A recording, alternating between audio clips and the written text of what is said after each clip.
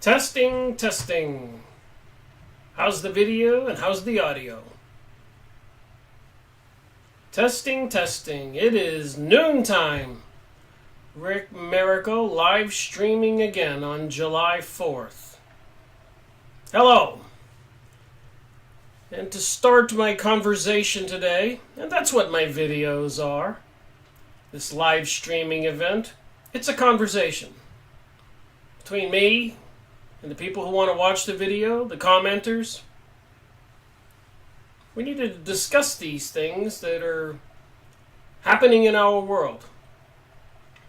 Yesterday I made another video on the UFO and alien topic, and I will continue that today. But I do want to re-emphasize and clarify what I did discuss yesterday, to make it perfectly clear.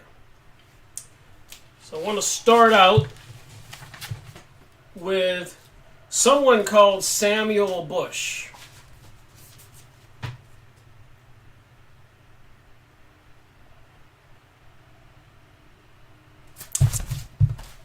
Great-grandfather to George Bush Jr., grandfather to George Bush Sr., and father to Prescott Bush. All of them involved, apparently, and it's easy to connect the dots, with Freemasonic type organizations, Skull and Bones, the Illuminati banking cartel, and apparently supporting the efforts to bring about the state of or country of Israel. So it starts out with these documents. I just wanted to show that I did this research and I can connect it to almost all the presidents since Woodrow Wilson, just prior to World War I. And anyways, Taft, the president before Wilson, was rejecting the appeals from the Zionist, Illuminati Kabbalist, controllers of the Masonic type organizations, Freemasons, Rosicrucian, Illuminati, Knights of the Garter, Knights of Columbus, Knights of Malta, so many, thousands of them, all over the world. This is no small thing. So it starts out with Samuel Bush being appointed. So I did my homework. I didn't clarify it, I think, enough yesterday. But he was appointed by Barack Baruch, was asked to reorganize the War Industry Board as the U.S. prepared to enter World War I. Samuel Bush. So I've made videos on Henry Ford's books, Jewish Activities in the United States. So Barack Baruch, as it says in this book, and I've made videos on this, so I know a little bit about what I've been talking about. I've been reading all these books. This is Series 95. I made quite a few videos on Henry Ford's books. I have 4 of these, different ones. Volume 1, 2, 3, and 4. But it says in here, it was not a council of Americans that ran the war, World War I. It was an autocracy headed by a Jew. That's what it says here. With Jews at every strategic point down the line. It's not me saying this. It's in this book, page 63, Jewish Activities in the United States, Volume 2 of the International Jew, The World's Foremost Problem, by Henry Ford Sr., the automaker. What Mr. Baruch did was masterly, but it was not in the American manner. He did what he set out to do, but it was seriously to be questioned whether any man ought to have done what he did, and probably no other but a member of his own race would have wanted to do it. So if you want to go watch my video, I made a lot of information available about Henry Ford's books. But he was the most powerful man in the United States during World War I, which was brought into the war because apparently, initially, the Jews were siding with Germany because Germany was obviously closer to Turkey, the Turks, the controllers of the Ottoman Empire who controlled the Middle East.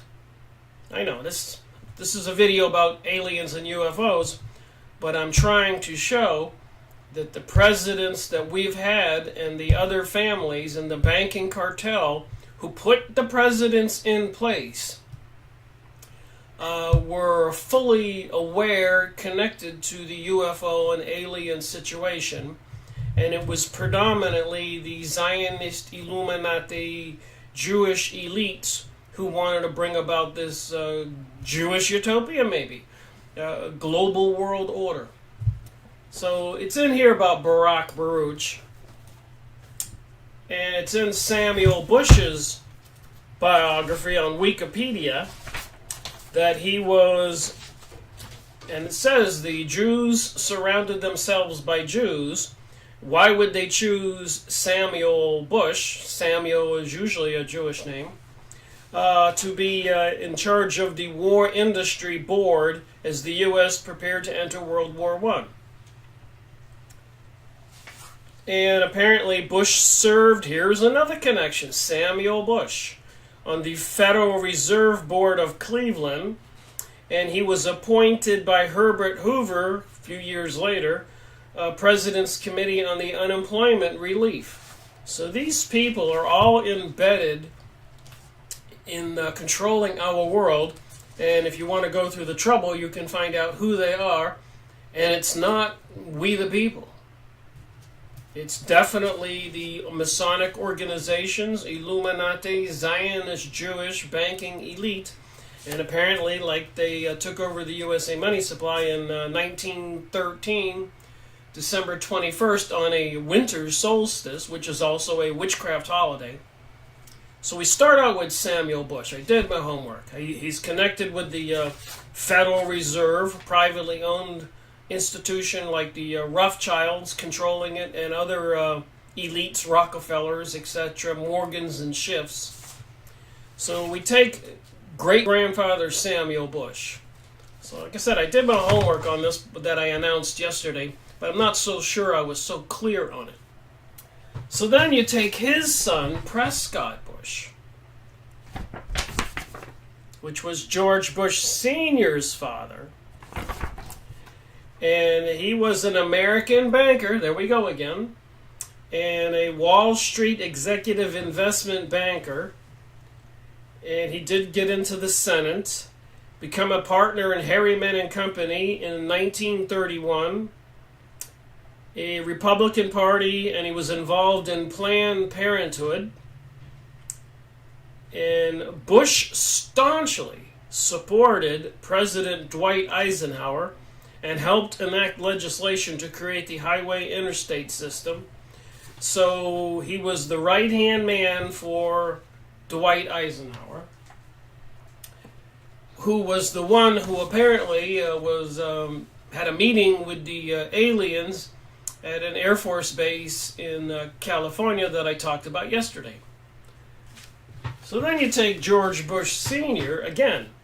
He was appointed by Richard Nixon as ambassador of the United Nations, and Gerald Ford appointed him ambassador to China, and he was the director of Central Intelligence, George Bush Sr. So this family has a long history of being in the CIA and being the right hand of presidents. And in the last video, I discussed the Eisenhower meeting with the aliens in California. So what I'm trying to say is these people know what's going on. And because of that, they can also blackmail the system. They're in control. the Zionist, the bankster, Jewish, elitist people, along with some other people who are into this mystery religion or mystery cult. And I think that has everything to do with the UFO and alien issue. So I have some more documents. I just wanted to show that I looked up Samuel Bush, Prescott Bush, George Bush Sr., and if you look at their biographies, Wikipedia or whatever, in one hand they're all tied in with the Federal Reserve System one way or the other, and the other one they're the right-hand advisors and controllers of the presidents since Woodrow Wilson. So 4 generations we know have been high-level positions in the United States. 2 of them in my lifetime were President George Bush Sr. and George Bush Jr. And I remember George Bush Sr. once almost in tears on a talk show that because everybody hated George Bush Jr. so much, Jeb Bush would never be president. So my question, of course, is who the heck do these people think they are? And apparently, they're part of this Jewish elite cabal, Illuminati, mystery religion, and they have plans for a new age, a new world order, globalism, and it's verifiable for anybody who wants to look at it. So I've definitely tied these people to the presidents, to the CIA, the people who were covering up the UFO and alien information, or making propaganda, fabricating it even.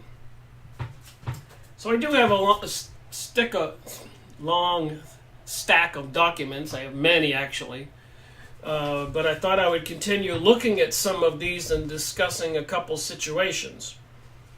The one I wanted to talk about is a guy named Valiant Thor, and he landed during the winter of 1956 and 1957. And again, I pointed out that Samuel Bush and Prescott Bush were advisors and controllers with the presidents, so they knew about this. So in 57, the Washington, D.C. area was extremely cold, and this document, 1957, apparently there's a picture here of this Valiant Thor, a human-looking alien called a Nordic. Okay,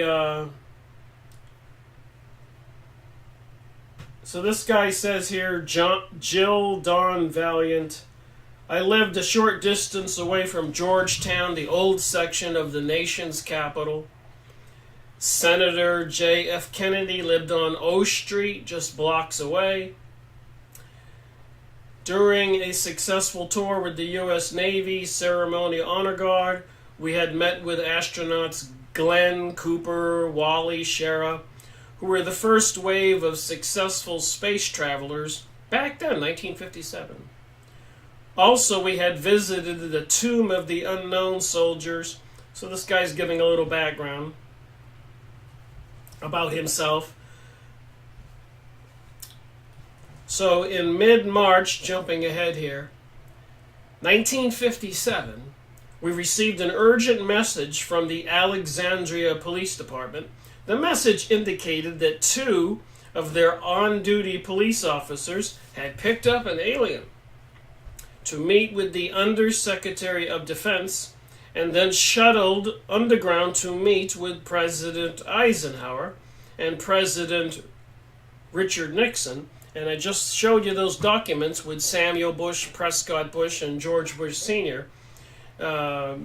With Eisenhower, I think it was Prescott Bush that was his right-hand man.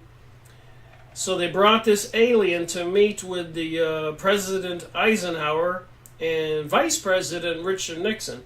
And interestingly enough, later on he becomes president. So these people know things and knew things.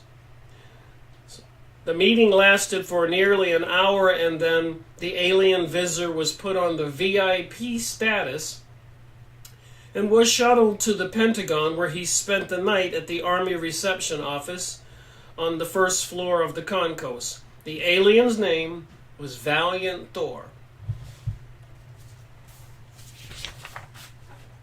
There's more to this document here. Commander James was on duty at the Security Clearance and Review for the branch office of the Project Blue Book. He oversaw the meeting through official channels and reported the landing and meeting of the space emissary, as he was labeled by the Department of Defense, to a governing group of high military officials, including the Secretary of Defense, F.F. Forrestal. There's some interesting information about Mr. Forrestal and his demise, where apparently he threw himself out of a high-story medical building where they had him locked up. A lot of people think it was an assassination to shut him up. Not everybody went along with these activities. So the landing of Valiant Thor was perhaps the first documented landing of a human-type alien by military officials, 1957. He contacted an individual in the Pentagon who was an advocate of the UFO alien situation. Nancy Warren, in turn, contacted a minister who was also a private investigator and theologian, Dr. Frank Stranges. And Dr. Frank Stranges has written some UFO alien books, who then met with the individual. Dr. Stranges had been a guest speaker at the National Evangelicist Center for 2 weeks. Val Thor landed in Alexandria and met with the president to discuss the world's problems and offer advice and counsel on how to deal with and eliminate them. He indicated to Mr. Eisenhower that the world was in a precarious situation back in 1957, and that if the world continued to proceed on a war footing, it would cause an economic imbalance throughout the world. Val Thor stayed on Earth until March 16, 1960, and then disembarked to his home planet, Venus. What are we to believe? He indicated that his race lived and dwelled underground, and that many of the planets throughout the universe sustain life in the same manner. He also mentioned the waves of aliens who would land around the world to help with the Earth's seemingly insurmountable problems. After World War II now, he stated that a group from a distant planetary system would be coming to give aid and data to help Earth's progress. Val Thor spoke of Christ's presence in the universe, Jesus Christ, and that it was heartwarming to see Christ's advanced teaching continue. The presentation at the Pentagon marks perhaps a new era in knowledge, wisdom, and understanding of our planet. And this was written by Harley Andrew Byrd, who was Richard Byrd, Admiral Byrd's grandson. The one who apparently visited the hollow earth. So we're going to talk about that next.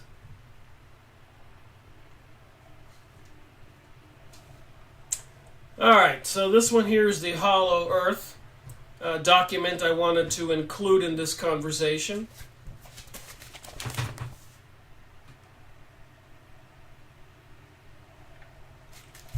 So there's a lot of talk about the earth being hollow, a lot of talk about the earth being flat, and we basically have a gigantic dome over us, and apparently another dome next door maybe is another civilization. Maybe there's many of them. A lot of people don't know what to think. There's so much confusing information out there. But anyways, getting back to this document, Hollow Earth, Fact or Fiction. This is a 9-page document by Harley Byrd interview.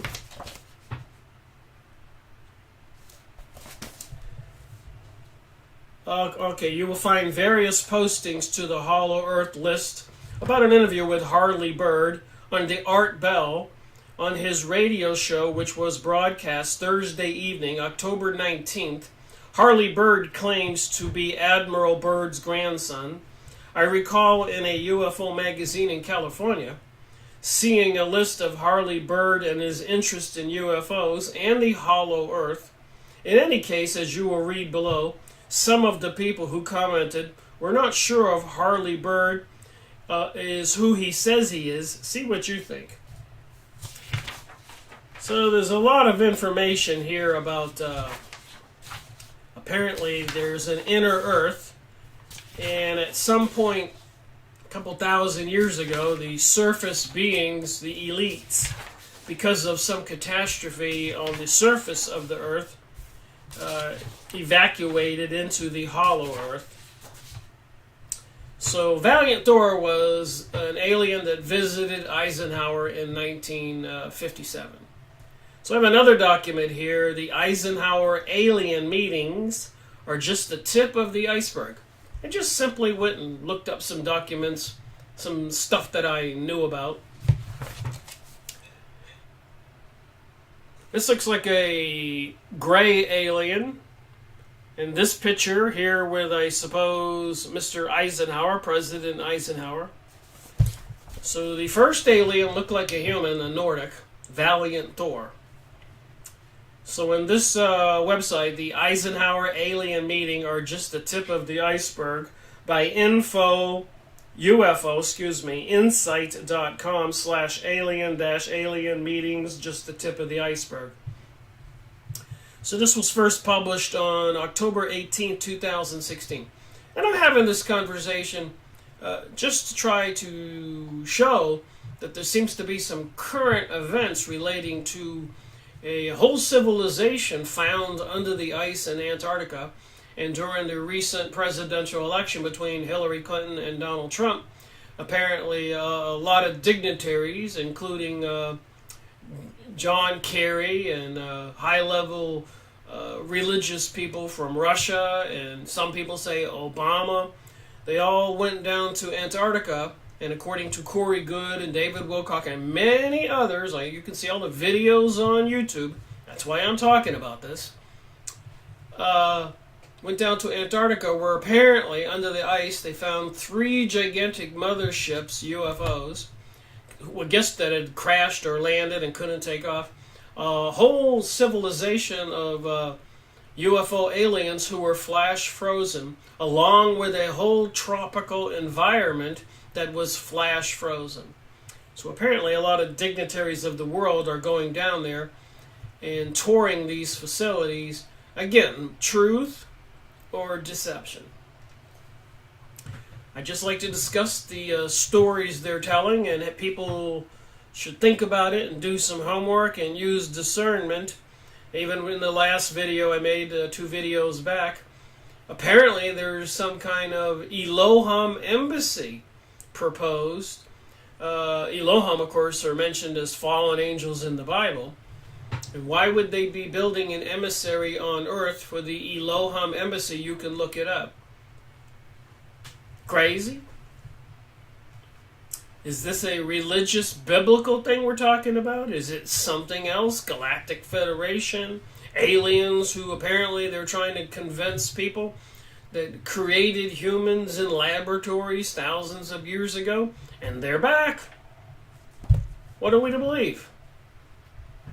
Welcome to another comment. Wes says I made it.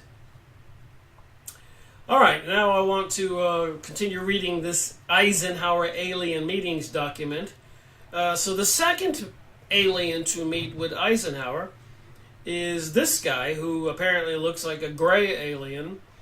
In December 1984, a little-known television producer and UFO researcher, James Salandra, found an envelope left for him. The package had no return address, but it did contain copies of documents that would change people's perception of the 20th century and the events that might have actually shaped it. So who and what is shaping our reality right now? The documents themselves were stored on 2 rolls of 35mm film. The first one, Shahadar examined, was labeled Top Secret Magic Eyes Only.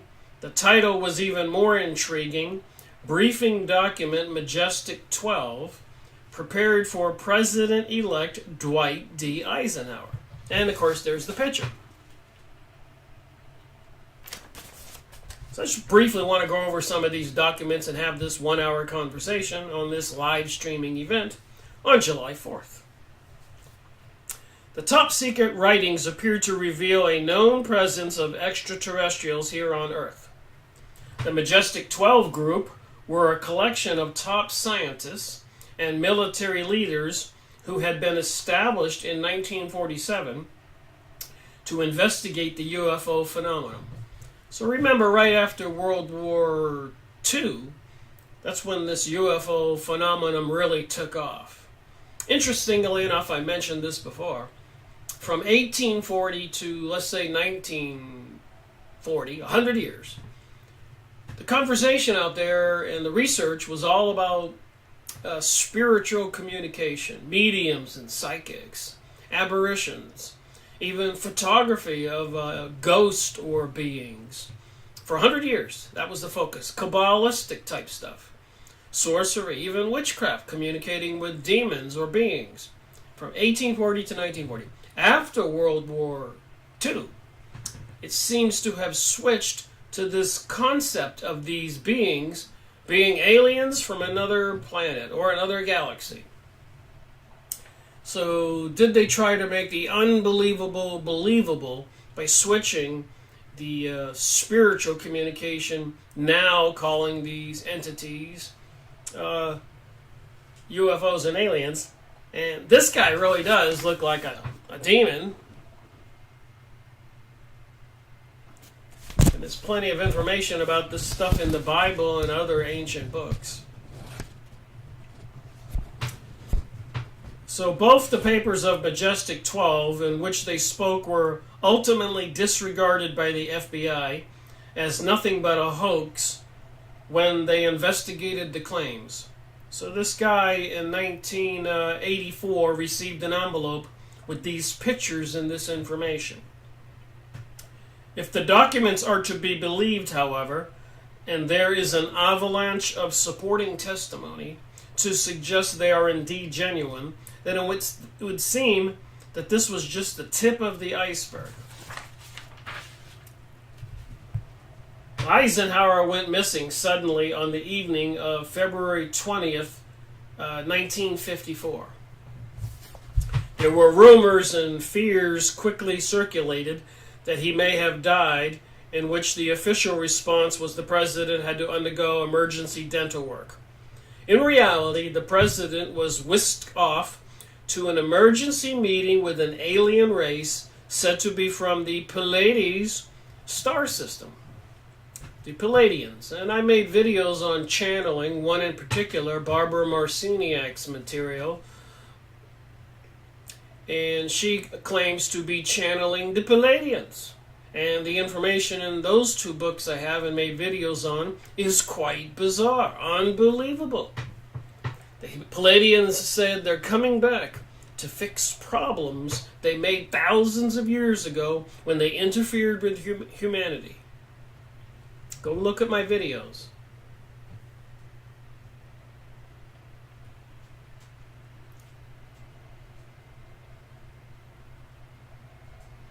The videos are called, the books, series number 60. One is called Earth, and one is called Bringers of the Dawn. I was looking on my bookcase, but they're sitting on my shelf here, my table. So I connect the dots when I'm going over this material. So apparently the Pleiadian star cluster, and that would be the little star cluster up in the sky that looks like, I guess it's called the Seven Sisters, and it's mentioned a lot in the Freemasonic literature too. Alright, they are often referred to as the Nordics due to their blue eyes, blonde hair, and pale skin. So this was 1954. The meeting was said to have taken place at Edwards Air Force Base in an empty hangar. It appears the Nordics were offering help with technology, medical procedures, advancements, and a breakaway from the fossil fuels for clean energy. However, a deal was not reached, and the meeting was abandoned. According to the story, there was a second alien race that also made contact with Eisenhower and the leaders of the United States. Unlike the Nordics, which looked human, by the way, Valiant Thor, the Greys managed to make a deal with the president. And there's a video you can look up and watch here. And the name of this article is "The Eisenhower Alien Meetings Are Just the Tip of the Iceberg." If you're curious, go look it up, watch the videos. After the government rejected overtures from Nordic or Palladian aliens, so the government rejected the Palladians or the Nordics and made a deal with the Gray aliens.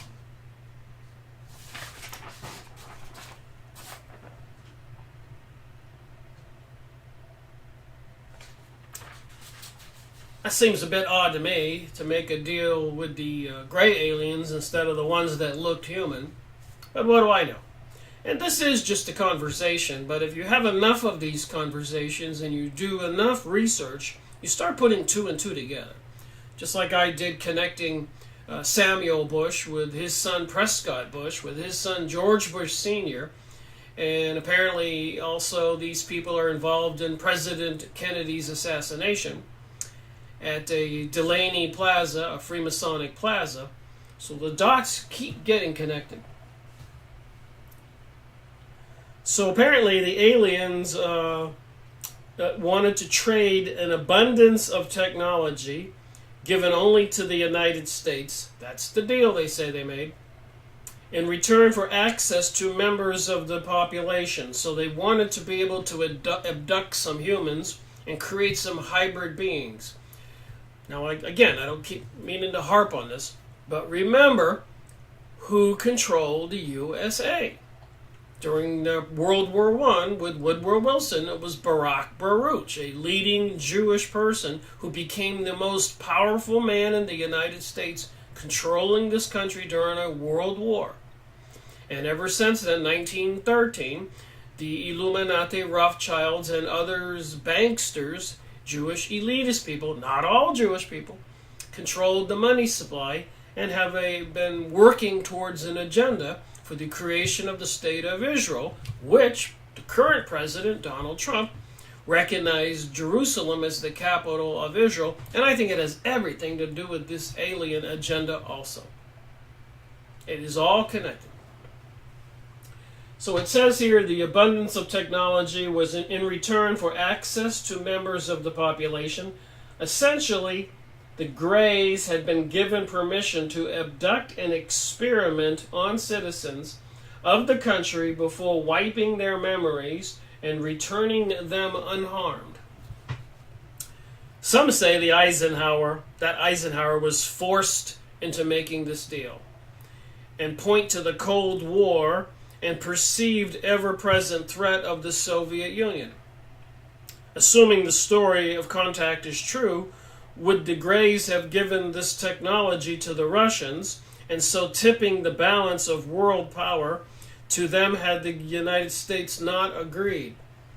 So somebody was playing President Eisenhower just for a fool, playing him just like a fiddle, saying, if you don't give us access to your human women so we can create some hybrid beings, we'll give this technology to Russia.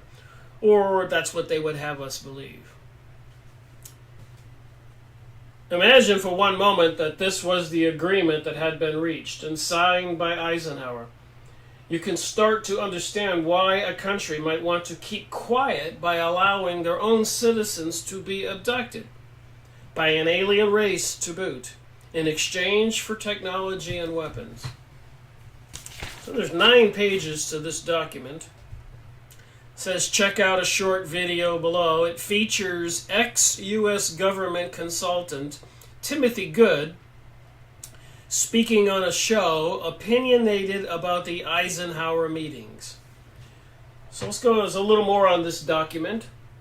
The mission of Valiant Thor. So now we're back to Valiant Thor, the Palladian Nordic. On March 1957 in Alexandria, Virginia, a strange craft landed in a quiet field. And there's an HTTP ancient UFO.org video, Unbelievable Story Valiant Thor. So if you go put in those keywords, you can watch the video. He was an extraterrestrial who had been sent by the High Council, and he requested that he might speak with the President Eisenhower. The policeman took Thor to the Pentagon, where he did eventually speak with Eisenhower, as well as the Secretary of Defense and other Joint Chiefs. According to the story, Thor was given a 3-year VIP status. So like I said before, the story is known to us via the book Stranger in the Pentagon by Frank Stranger. So you can look up that document. And off to another document.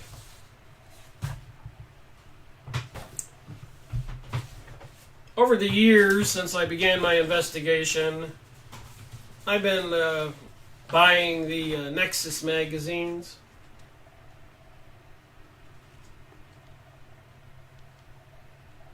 And here's one on a UFO incident with JFK, an issue, an article.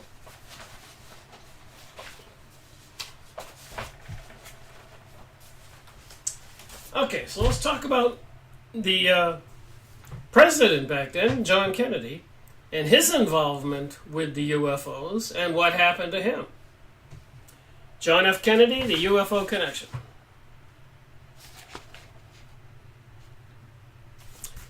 And I like to discuss these things and show these documents and magazines and whatever on my videos, because when I've made past videos, you know, sometimes I don't always go pull out the magazine or the document to verify what I'm saying, but I just want to reassure people when I say these things, I've been doing my homework.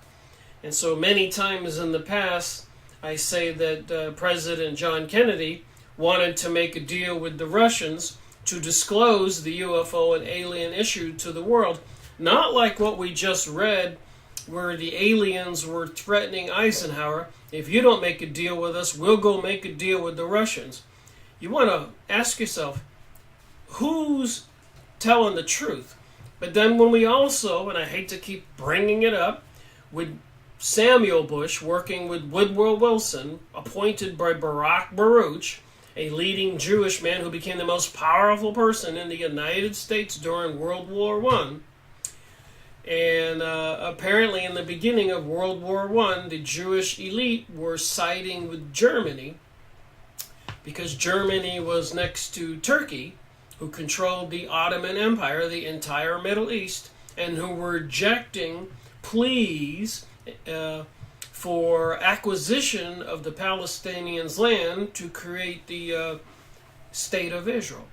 So they had to switch teams and become traitors of Germany and join the British with the Balfour Agreement. And they said they controlled President Woodrow Wilson in the United States, and they covertly and deceptively, with the sinking of a ferry off of the coast of Britain, claimed that the German PT boat, submarine, sank the ferry and killed a bunch of Americans, like a 911 issue. And of course, that raised the sentiment of the people in this country to turn against Germany and side with Britain. Ironically, wasn't it just 100 or so years before that we had declared independence from Britain? How things change, people forget. But anyways, the Jewish Zionist elite, who want to bring back this empire, this kingdom from the Euphrates in Iraq to the Nile River in Egypt, part of the Kabbalistic religion, which is part of the spiritual, otherworldly being communications, apparently some ancient gods. So I think that's what this is all about. But back to the John F. Kennedy and UFO connection. On September 1963, President Kennedy launched a groundbreaking initiative to get the USSR and the USA to cooperate, not a Cold War.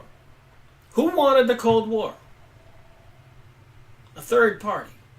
whose philosophy for thousands of years have been to divide and conquer. Financiers of countries, both sides, to collect and make money. Certain Jewish elite, not all Jewish people. Okay, so Kennedy wanted the USSR and USA to cooperate in joint space. In the background of this publicly announced initiative, with the powerful Cold War implication, was a more secretive attempt to release classified UFO files. Leaked documents reveal that Kennedy instructed the CIA. Remember, the CIA was involved and controlled by the elites who controlled the presidents, and these elites were all part of the globalist New World Order, Zionist, elitist. CIA to release classified UFO files as part of the cooperative space effort with the Soviet Union.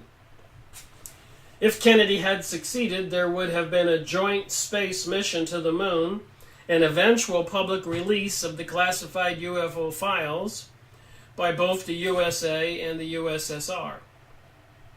In a stunning speech before the United Nations General Assembly on September 20th, 1963, President Kennedy said, so when was Kennedy assassinated? Wasn't that November?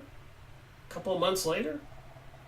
Finally, in a field where the United States and Soviet Union, President Kennedy speaking here, have a special capacity in the field of space. There is room for new cooperation, for further joint efforts in the regulation and explorations of space. I include among these possibilities the joint expedition to the moon. So Kennedy was offering to put an end to the space race and start a joint mission with the Soviet Union.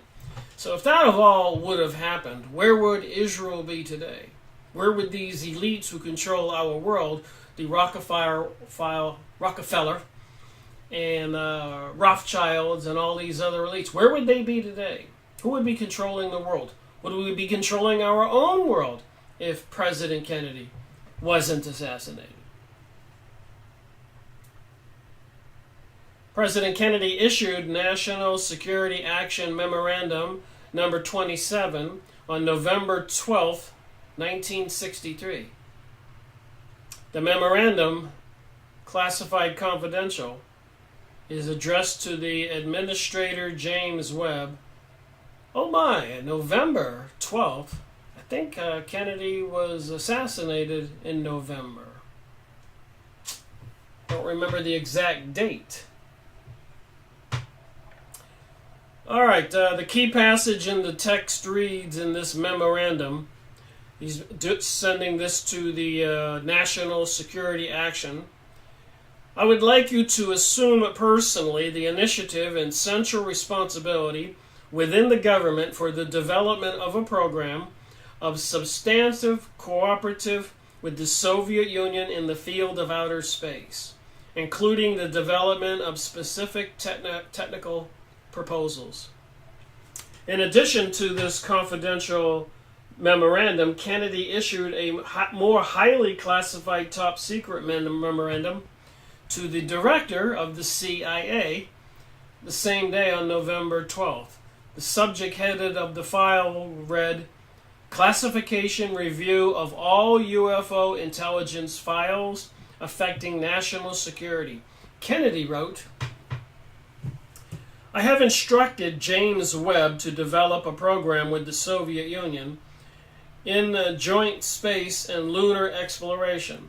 It would be very helpful if you would have the high-threat UFO cases reviewed with the purpose of identification as bona fide, as opposed to the classified CIA and the United States Air Force sources. So you can get this issue of Nexus magazine, January 2010, volume 17, number 1. There's more information here. I've read all these over the years.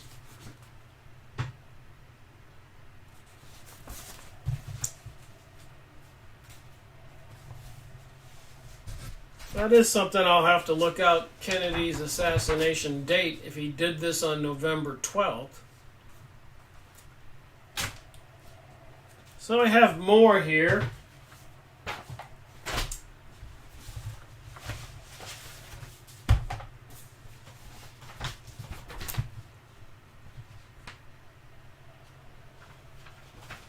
This is an interesting article in another Nexus magazine.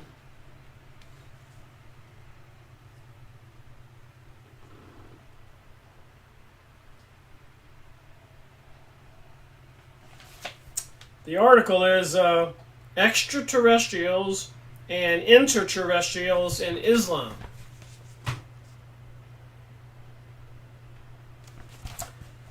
And this is August, September 2015. Like I said, I have this is just some of the Nexus magazines with UFO articles. November 22 was when President John Kennedy was assassinated, according to a commenter. Thank you. And November 12th, 10 days earlier, he was issuing a memorandum to release the UFO material to the world, and issued that to the CIA. And there are some interesting people involved in his assassination in Texas involving the CIA. You can go look that up. I've talked about it in previous videos. Coincidence, you think? So anyways, I just thought I'd finish this video. I got a few minutes here with this article in this other Nexus magazine talking about the Islam. Remember, after 9/11, and before that, but particularly after 9/11, all those Islamic countries have been destroyed. Blaming them for 9/11, when again, and I'm not trying to harp on Israel, but according to Webster Tarpley, 9/11 Synthetic Terror, you can go watch my videos on that book. Plethora of information. But Mossad, Israeli intelligences, had a hand in 9/11, as well as the elites who owned and controlled the Twin Towers. And just to tell that story really quick, in 1986 was the bombing in the lobby of one of the Twin Tower buildings. Everybody knows that. The first bombing. 1986. Whenever you have a bombing or a fire, after that you have to have a fire inspection or a building health inspection to continue and to renew your insurance. If you do this for your car or your house or anything, that's how it works.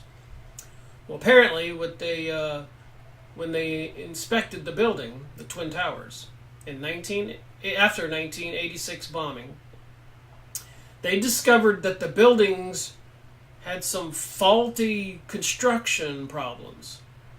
And the report was, the way I learned it in my years of research, was that the interior was degrading, and eventually the buildings would collapse on their own. 1986. And apparently for many years after that, they blocked off a floor in the Twin Towers, and they had engineers and architects working full-time trying to come up with fixes for the two buildings. Apparently they couldn't. So with 2001, not too many years later, insurance doesn't cover faulty construction, by the way.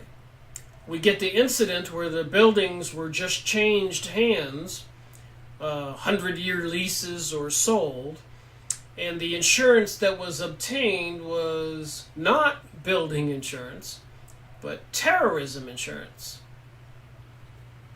It all adds up. And the elites I'm talking about, who were controlling presidents and know about the UFO alien issue, and probably President John Kennedy's assassination, and the intentional Cold War trying to have a rift between Russia and the United States, like they're doing now,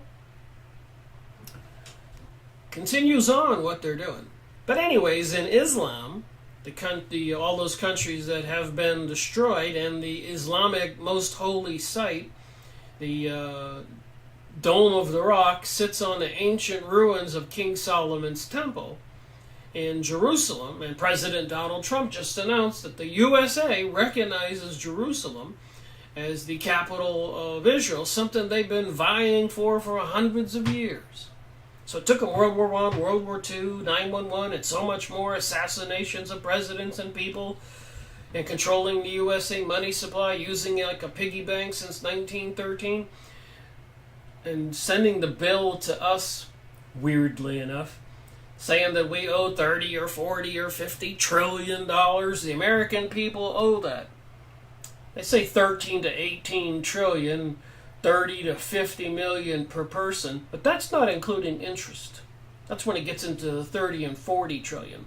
We'll never be free from these people, and that may be why they have to pull off some event and create martial law and enslave the people of the country, kill off a portion of the population to protect their investments. Cheating us out of everything.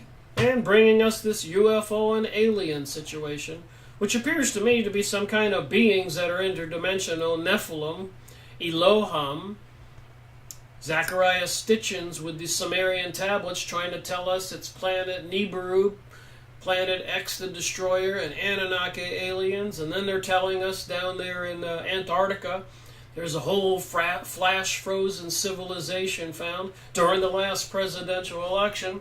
John Kerry and a bunch of other dignitaries went down there. It's in the news even these days. So we have to beware and use discernment. We don't want to be deceived.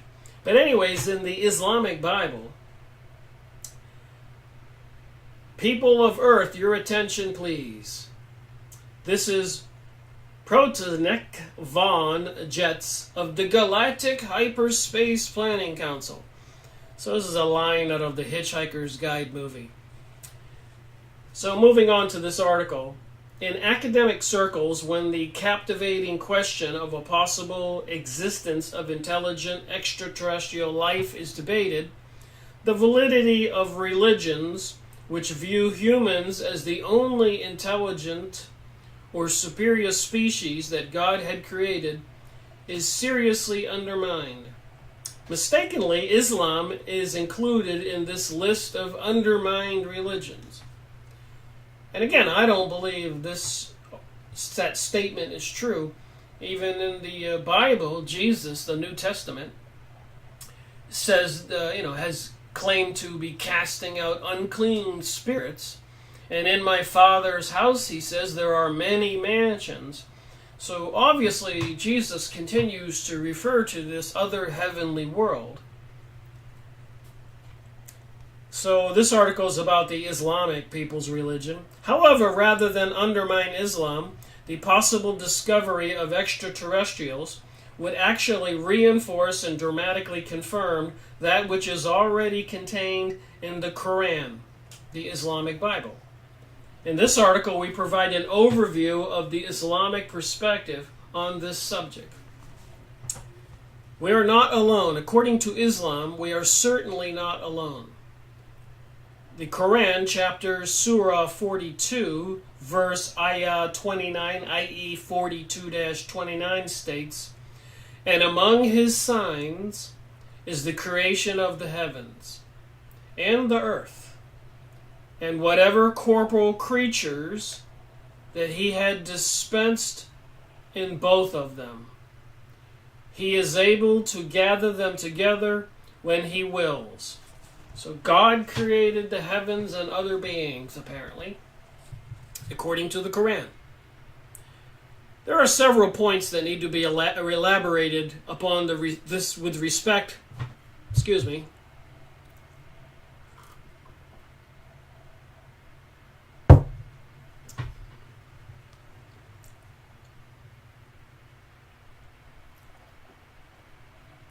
With respect to this key passage. First, in the Quran, the word dabat refers to an entity that is comprised of or evolved from water.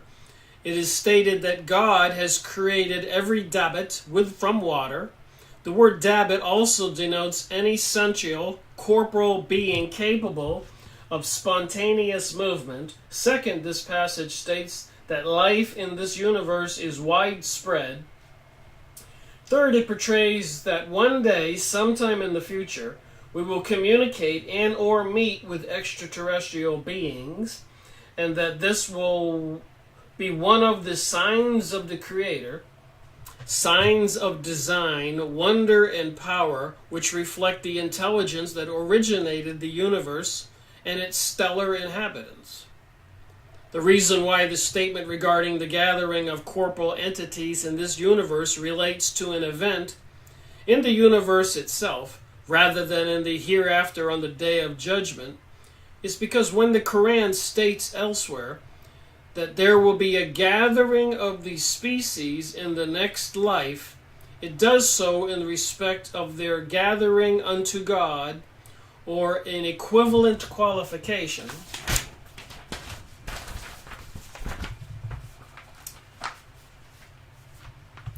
However, in this particular passage, the gathering of life forms is not between them and God, but between themselves, gathering from a dispersed state. Furthermore, when the word sign or signs is used, it means that a sign at some point will be realized or seen by human beings in this life. For example, in the Quran, it states, 10-92, that the Pharaoh who chased Prophet Moses will be preserved in his body as a sign for those who come after him.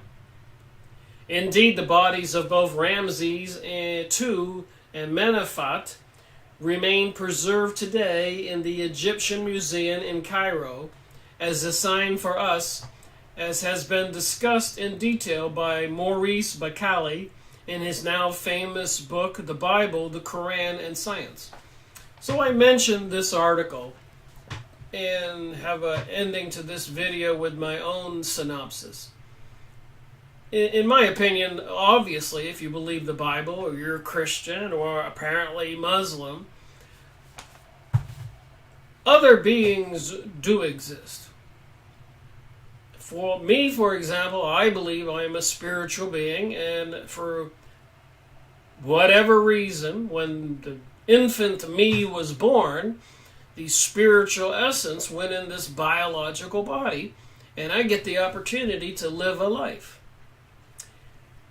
And that's me. I was raised Christian. And of course, people in the Middle East, a lot of people were raised Islamic, and they have similar beliefs. So in an otherworldly world, it appears to me there's no question.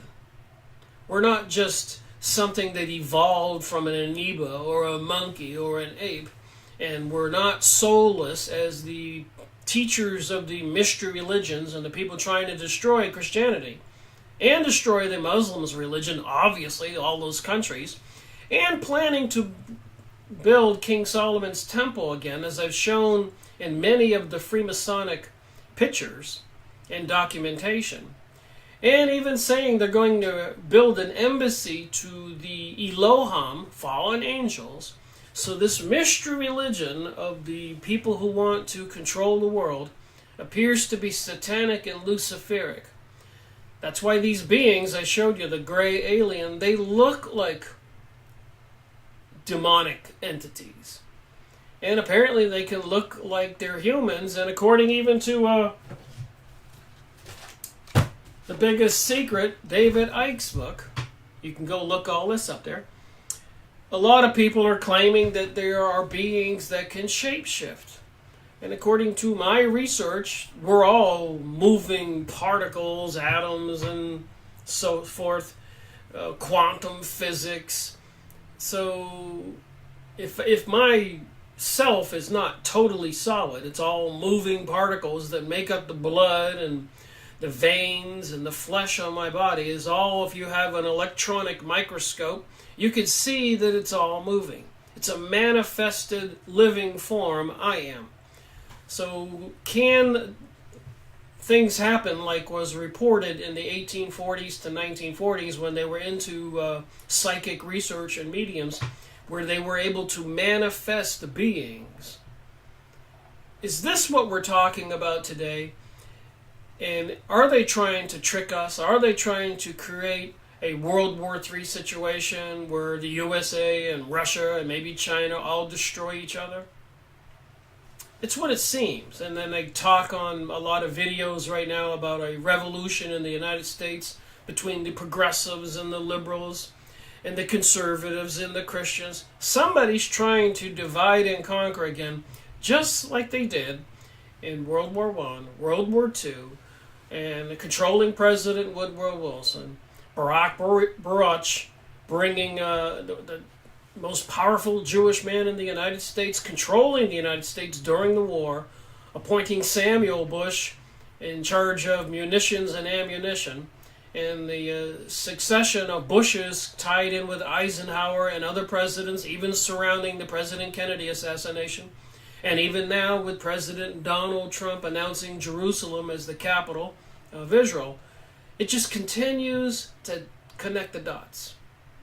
And the recent presidential Donald Trump election, John Kerry and other religious leaders going down to Antarctica, and the propaganda information out there about a flash-frozen civilization, and books that the Guardians are coming back, or Zechariah Stitchens, the Anunnaki are coming back, or the Embassy for the Elohim because they're coming back, or the Palladians are coming back.